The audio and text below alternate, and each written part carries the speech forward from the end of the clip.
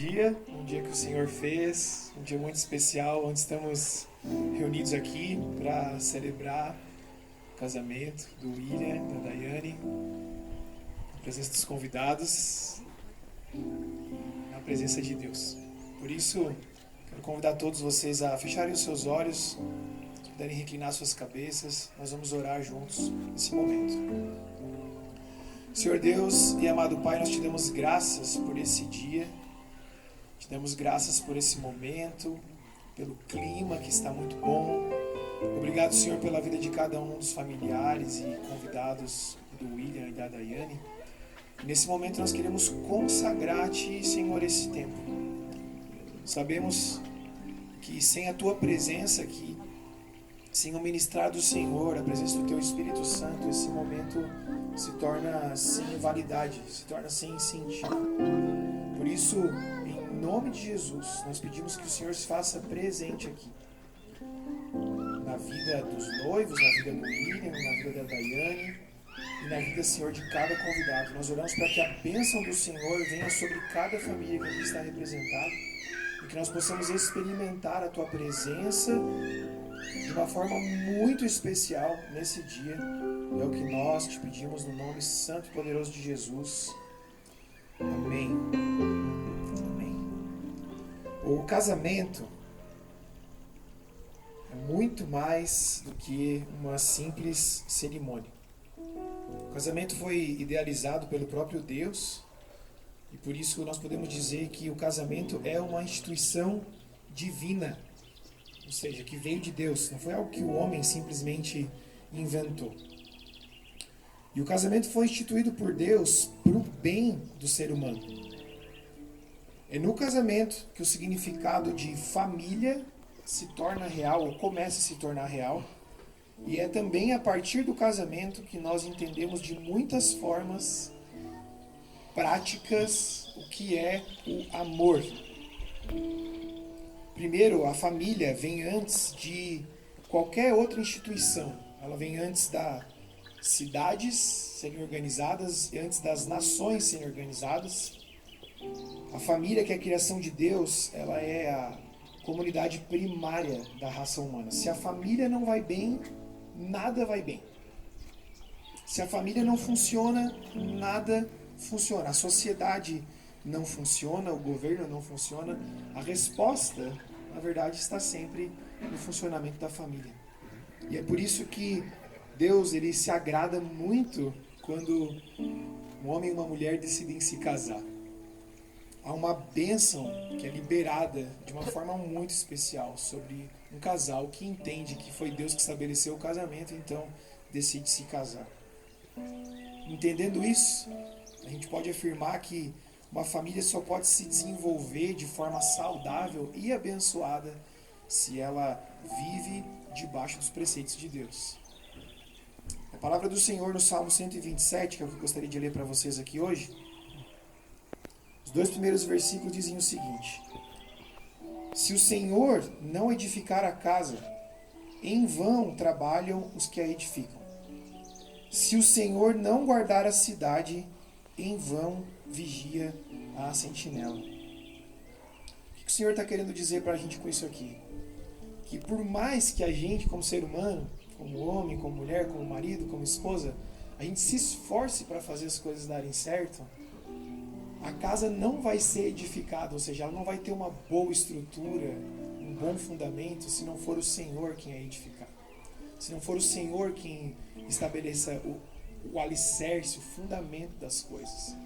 Esse é o versículo 1. Versículo 2. Por mais que a gente se esforce para cuidar das coisas e nos proteger das coisas que vêm de fora, da maldade, do pecado, enfim. Se o Senhor não guardar a casa, é em vão essa nossa vigia. Percebam que a palavra não está dizendo que não é importante a gente se esforçar para construir e que também não é importante a gente se esforçar para guardar. É importante sim. Mas é o Senhor quem traz propriedade e verdade para isso. A palavra de Deus também em Eclesiastes capítulo 4, versículo do 9 ao 12 diz o seguinte: Melhor é serem 2 do que 1, porque maior é o pagamento pelo seu trabalho. Porque se caírem, um levanta o outro. Mas ai do que estiver só, pois caindo não haverá quem o levante. Também, se dois dormirem juntos, eles se aquecerão. Mas se um for sozinho, como se aquecerá? Se alguém quiser dominar um deles, os dois poderão resistir. O cordão de 3 dobras não se rompe com facilidade. A palavra de Deus está dizendo para nós aqui que é melhor serem 2 que um só. Porque quando um cai, o outro ajuda. Quando um está com frio, o outro aquece. Quando um é atacado e o outro pode defender. Mas aí no versículo 12, ele diz que o cordão de 3 dobras não se pode quebrar. Ele vem falando de 2 pessoas, de repente ele fala de 3, no versículo 12. Nós podemos entender facilmente que essa terceira pessoa é o próprio Deus, que traz a segurança, traz a edificação e traz a bênção. Lá em Gênesis capítulo 12 a gente vê o relato do primeiro casamento realizado na história. Na verdade foi um pouco diferente desse casamento aqui, porque havia um homem um pouco selvagem, aí Deus o faz dormir, retira o lado do seu corpo, daquela parte ele faz uma mulher, e ele apresenta essa mulher ao homem, e aí o Senhor diz assim: essa será chamada mulher porque do homem foi tirada, e por essa razão o homem deixará pai e mãe, e se unirá à sua mulher, e eles se tornarão uma só carne. Existe aqui uma matemática meio esquisita, porque a palavra de Deus fala que é melhor serem 3, ou seja, um homem, uma mulher e Deus. Mas ele diz que esse homem e essa mulher se tornam um só. Se tornam um só. E ele está falando isso de uma forma espiritual. É claro que o William não vai deixar de existir, o Daniel não vai deixar de existir, e vai existir um outro ser que é uma fusão dos dois, não. Mas ele está dizendo que a partir do momento em que vocês se unem diante de Deus, vocês são responsáveis totalmente um pela vida do outro. Sabe? Para vocês entenderem bem, é como se a gente pegasse, sabe essas barrinhas de massinha que as crianças brincam? Vamos pegar 2 cores diferentes aí. Conhece essas barrinhas de massinha? As crianças amam, né? Vamos pegar 2 barrinhas. Vamos supor que a gente pegue uma preta e uma branca. E uma dessas barrinhas é a Daiane, uma outra dessas barrinhas é o William. A gente começa a mexer essas 2 massinhas juntas. Vai misturando, vai misturando, vai misturando. Provavelmente ela vai ficar cinza, né? Ou alguma outra cor indefinida. Mas depois que eu misturei, ela se torna uma massinha só. E por mais que eu queira, eu não vou conseguir separar de novo. Eu posso até tentar achar ali uma parte branca, uma parte, mas não vou achar, eles se tornam um só. Porque espiritualmente vocês se tornam um só diante do Senhor. Por mais que estejam longe fisicamente em alguns momentos do dia, da semana ou do mês, vocês continuam sendo um só. Por mais que o William tente fazer alguma coisa sozinho lá, que ninguém vai saber, nem a Daiane vai saber, continua sendo válido para os 2. Por mais que a Daiane pense, isso daqui diz respeito somente a mim. Não, vai ser sempre a respeito dos 2. Porque o Senhor diz que vocês se tornam um só. E isso é muito bom. Muito bom.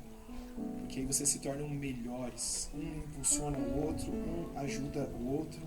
Não existe mais solidão. Um novo lar é formado. E o Senhor vem e estabelece equilíbrio. E dentro de várias coisas que eu poderia falar aqui, eu queria deixar 3 coisas importantes, práticas importantes que precisam existir dentro do casamento. A primeira delas diz a respeito da aceitação e do respeito. Aceitação e respeito. As diferenças devem ser sempre respeitadas, mas não impostas. O respeito mútuo existe quando há reciprocidade, quando há prazer em ajudar um ao outro, sabe? Num casamento não deve haver competição. Um ganha, o outro perde, um está certo, o outro está errado. Ou os 2 ganham, ou os 2 perdem. Ou os 2 estão certos, ou os 2 estão errados. Ou os 2 estão bem, ou os 2 estão mal. Porque vocês são um só. Em Efésios capítulo 5, versículo 21, o apóstolo Paulo escreveu: sujeitem-se uns aos outros por temor a Deus. Então o temor a Deus traz esse respeito e essa aceitação para dentro do casamento. Segundo, diz respeito à comunicação. Entendendo que a comunicação não é aquilo que eu falo, mas aquilo que o outro entende. Então, mesmo conhecendo muito bem um ao outro, isso pode ser muito bom para a comunicação, mas também muito perigoso, porque nós sabemos exatamente aonde está o ponto fraco um do outro. Quanto mais se conhece, mais a gente sabe como afetar o outro de uma forma ruim, mas também como afetar o outro de uma forma boa. Então, o princípio da comunicação é entender aquilo e se importar com aquilo que o outro está entendendo, quais os sentimentos estão sendo gerados. E a comunicação existe quando nós somos bondosos e compassivos. A palavra de Deus também, em Efésios capítulo 4, versículo 32, diz: sejam bondosos e compassivos um para com o outro, perdoando-se mutuamente, assim como Deus perdoou em Cristo. E por último, o último princípio que eu queria deixar para vocês é o princípio do comprometimento. Porque ser uma só carne não significa abdicar da minha personalidade ou dos meus sentimentos, mas em entender que o casamento sempre precisa ser uma realização para os dois. E isso vai acontecer à medida em que vocês se comprometem com Cristo, em primeiro lugar. Porque aí o comprometimento com Cristo gera o comprometimento necessário entre um e outro. Diante de todas essas coisas, por mais que isso soe muito bem na teoria, a gente sabe que na prática é um pouco diferente. Mas existem duas frases, na verdade 3 frases, que resolvem as coisas quando são ditas de coração. A primeira frase entre um casal que resolve muita coisa é: me perdoa, eu estava errado. Vence o orgulho, quebra o orgulho, fecha as brechas do pecado e traz reconciliação. A segunda frase é: eu amo você. Porque o amor vai muito além de um sentimento, de uma sensação. Ele diz respeito a uma escolha diária. E essa frase faz toda a diferença. Principalmente quando ela é dita num contexto não tão ideal assim. Eu amo você. E a última frase é: eu tenho orgulho de quem você é. Isso joga fora todo tipo de sentimento ruim que pode existir, dificuldade de lidar consigo mesmo. Essas 3 frases aplicam tudo aquilo que eu falei antes e trazem sentido ao que a palavra de Deus está querendo ensinar vocês hoje. Foi Deus quem planejou o casamento. O plano original é dele. Então, quando a gente vive o plano de Deus, as coisas vão bem. E é isso que eu quero dizer para vocês e deixar para vocês hoje. Bem, então agora a gente pode ir aqui para a parte das alianças. As alianças já estão aqui. Quase que o William esqueceu. Ainda bem que se demorou, porque ele saiu ali comprar em São José. Brincadeira. Bom, aqui estão as alianças. No Antigo Testamento, Deus fez um pacto com Noé. E para simbolizar esse pacto, Deus colocou o arco-íris no céu.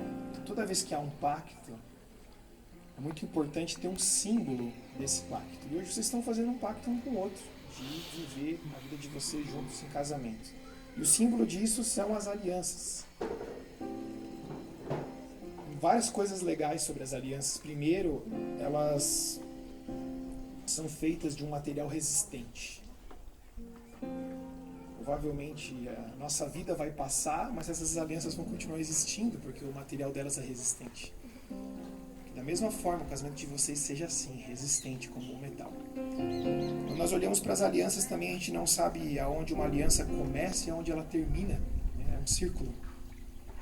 Também representando isso, que da mesma forma, quando vocês se tornarem um só diante de Deus, as pessoas já não sabem mais aonde o William termina e a Daiane começa, aonde a Daiane termina e o William começa. E também as alianças são colocadas num lugar visível. Elas não são guardadas num lugar que ninguém pode ver, para que as pessoas saibam que vocês pertencem um ao outro. Tá bom? Então, antes de nós passarmos para o momento de colocar as alianças nos dedos, mas dito isso, vou pedir para vocês virarem de frente um para o outro. vou pedir para o William repetir aqui, logo depois de mim, algumas palavras. São os votos, tá bom?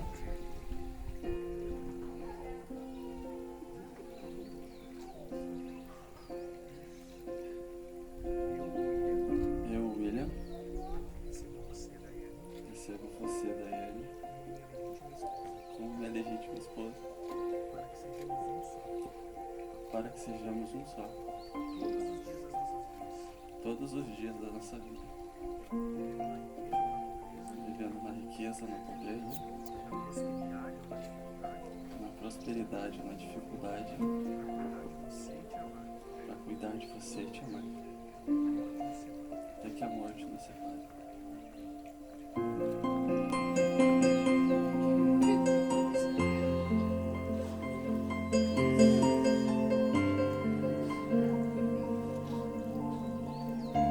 Eu, Daiane, recebo você, William, como minha legítima esposa, para que sejamos um só, todos os dias das nossas vidas, vivendo na riqueza ou na pobreza, na prosperidade ou na dificuldade, para cuidar de você e te amar, até que a morte nos separe.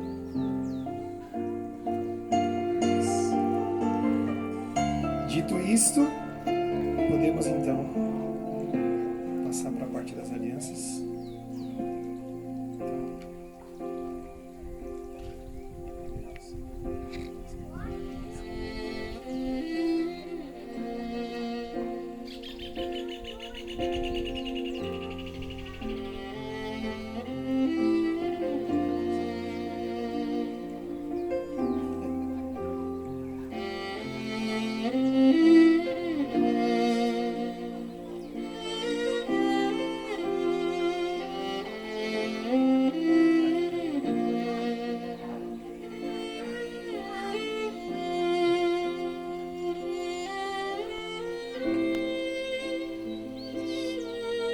Por esse ato de colocarem as alianças no dedo um do outro, vocês declaram de livre e espontânea vontade diante de Deus e das testemunhas que vocês desejam se casar?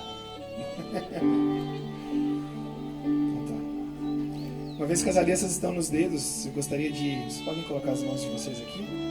Gostaria de orar. E eu vou pedir para que todos se coloquem de pé e estendam uma das suas mãos para cá. Nós vamos orar, abençoando a união deles. Senhor Deus e amado Pai, eu nesse momento unjo essas alianças em nome do Pai, do Filho e do Espírito Santo. E que diante daquilo que foi dito um ao outro e da bênção do Senhor,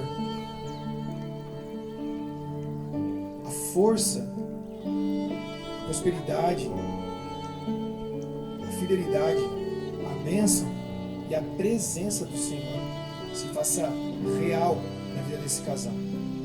Nós os abençoamos para viver a vida que o Senhor tem para eles todos os dias, em nome santo e poderoso de Jesus. Amém. Amém. Amém.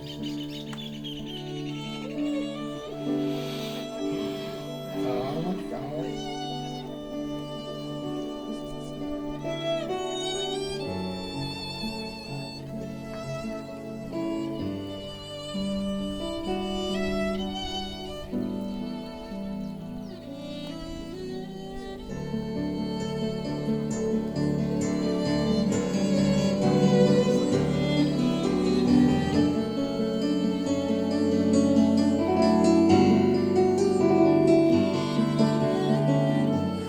Agora, como ministro do Evangelho, eu tenho a honra de declarar William, Daiane, marido e mulher. Os pais da igreja assim.